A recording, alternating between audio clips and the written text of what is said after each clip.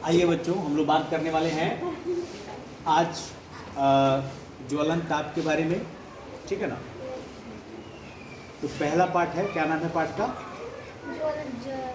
दहन और ज्वाला। दहन और ज्वाला। वेरी गुड, बहुत सुंदर। तो दहन और ज्वाला से संबंधित कुछ महत्वपूर्ण फैक्ट्स हैं, तथ्य हैं, उनसे रूबरू होले जान लेंगे, ठीक है ना। तो आइए सबसे पहले हम लोग समझते हैं ज्वलन ताप क्या होता है। तो ज्वलन ताप आप लोगों का दिया हुआ है, बहुत बढ़िया से लिखा हुआ है, समझ जाएंगे आप लोग कि वह न्यूनतम तापमान जिस पर पहुंचने के बाद कोई भी पदार्थ या चीज जलना शुरू कर देता है तो उसको क्या बोलते हैं? ज्वलन ताप बोलते हैं, ठीक है ना।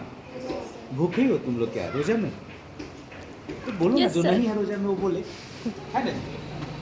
और एक नया शब्द आप लोगों के लिए, मतलब वो मैं देखता हूँ कई बच्चों को नहीं पता होता है, इसलिए मैंने इसको लिख दिया इसमें, दावानल। दावानल क्या होता है तो सुन लीजिए बच्चों, आप लोगों को बहुत ही मतलब कई बार सुने नहीं होंगे, जो बच्चे नहीं सुने होंगे या जिनको जानकारी नहीं होगा पता चल जाएगा। गर्मियों के मौसम में बहुत अधिक गर्मी पड़ने पर कुछ स्थानों पर क्या होता है ना कि घासों में आग लग जाती है और उसके चलते जंगल में भी आग लग जाती है। उसके बाद बहुत ज़्यादा नुकसान कई बार जंगल को हो जाता है, पेड़ पौधों को हो जाता है, जंगल पूरे जंगल में आग लगने के डर हो जाता है, पूरे जंगल में आग फैल जाती है। उसी को क्या कहते हैं बच्चों? दावानल का। कोई मतलब ऐसे पूछ देगा तो आप लोगों को सडनली घबराना नहीं है, क्या रे बात क्या आ गई दावानल, घबराना नहीं है, आपको बताना कि दावानल क्या होता है। अच्छा एक चीज़ आप लोगों को बता दें, सफ़ेद फास्फोरस जो, हाँ नेक्स्ट जैसे हम लोग को अभी उसको रखा नहीं गया ना, क्लास में लैब में उसको दिखाएंगे कि सफ़ेद फास्फोरस को हाथ पर भी रखने के लिए मना किया जाता है, ठीक है ना। क्यों मना किया जाता है सफ़ेद फास्फोरस को हाथ पर रखने के लिए?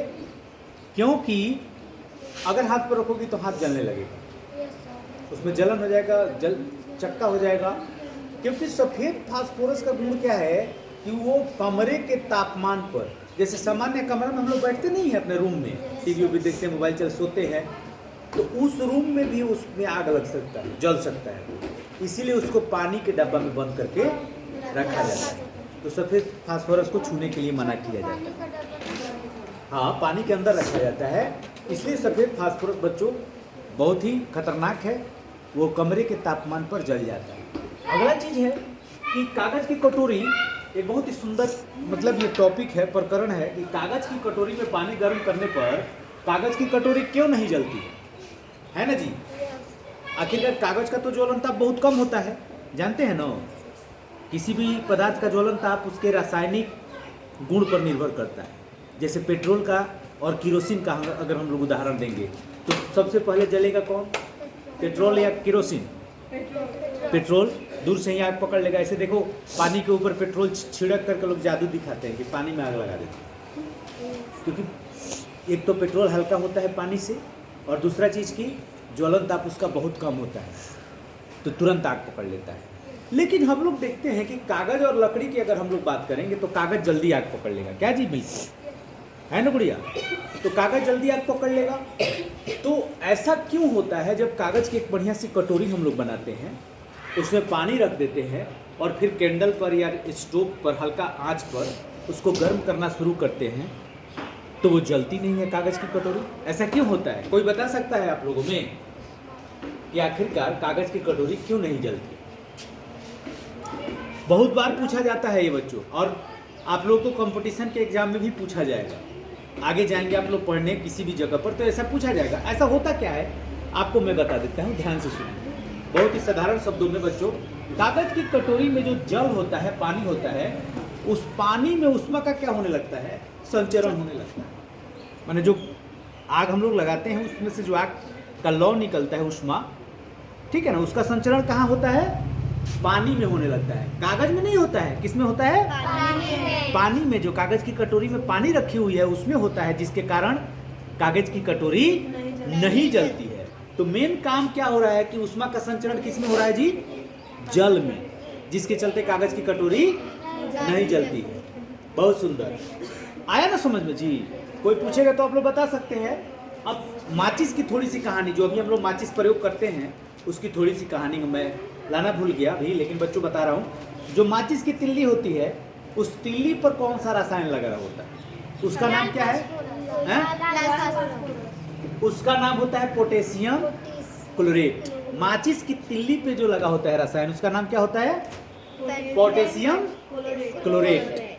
और जो माचिस पर जो जिस पर हम लोग माचिस की तिल्ली रगड़ करके जलाते हैं, माचिस के ढक्कन वो साइड में नहीं होता है जी, बूंद बूंद डॉट डॉट टाइप के, देखो बना हुआ भी है जी, दिख रहा है ना, बना हुआ है। लाल फास्फोरस होता है और क्या होता है? सल्फर लगा हुआ है। देखो एक और चीज आपको ज्ञान का बात बता देते हैं, लाल फास्फोरस और सल्फर लगा होता है। बच्चों, लाल फास्फोरस का आविष्कार 1680 ईस्वी के आसपास हुआ, ठीक है ना। और जब लाल फास्फोरस आया ना, तब माचिस बनाना आसान हो गया। जो माचिस आप लोग देखते हैं अभी हम लोग उपयोग करते हैं, वो किसके आने के बाद बनना शुरू हुआ? लाल फास्फोरस के आने के बाद बनना शुरू हुआ। समझ गए ना, कितना जिंदगी आसान हो गया। पहले जब जंगल में लोग रहते थे ना, जंगल में सब तो जंगल में ही रहते थे पहले, सब रसायन है बच्चों, ये सब रसायन है। लाल फास्फोरस, चाहे बारूद आप लोग देखते हैं, पेट्रोल डीजल केरोसिन, सब चीज़ तो रसायन है, सब ज्वलन ही एक क्या है? रासायनिक प्रक्रिया है। इस पृथ्वी पर बहुत सारे रासायनिक पदार्थ मिलते हैं, धीरे धीरे आपको पढ़ना भी है, दिखना भी है, प्रयोग भी करना है। जैसे घर पर जो चीज़ें हैं उसको भी हम लोग प्रयोग करेंगे, हल्दी है, ठीक है ना, नींबू है, क्या जी, और भी अन्य चीज़ घर पर भी है हमारे उपलब्ध है, उनकी भी रासायनिक प्रक्रिया को हम लोग समझने की कोशिश करेंगे, तो अपने आप धीरे धीरे आपको समझ में आ जाएगा कि ये सब रसायन आते कहाँ से, होते कैसे हैं।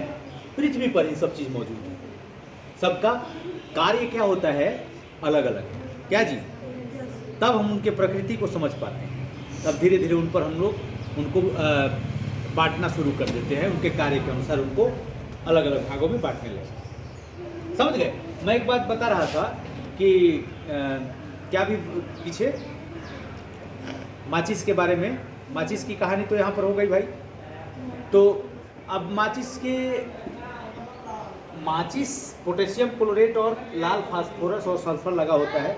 इस लाल फास्फोरस के आने के बाद माचिस का सही रूप प्रारूप हम लोग अभी देखते हैं, जिसका इस्तेमाल हम लोग अभी करते हैं, ठीक है ना, इसमें कोई दिक्कत। तो ये जो आपका ज्वलन, ये दहन और ज्वलन है, ठीक है ना, ये आपकी प्रक्रिया का पहला पार्ट ये शुरू हो गया। इस पार्ट को हम लोग आगे बढ़ाते रहेंगे, ठीक। तो आज के लिए कोई प्रश्न है आप लोगों के दिमाग में, पूछना चाहते हैं? कुछ भी पूछ सकते हैं, कोई दिक्कत नहीं है। ये चलो, तो हम लोग कुछ प्रयोग करेंगे कल। आज के लिए इतना ही। आपका दिन शुभ हो, धन्यवाद।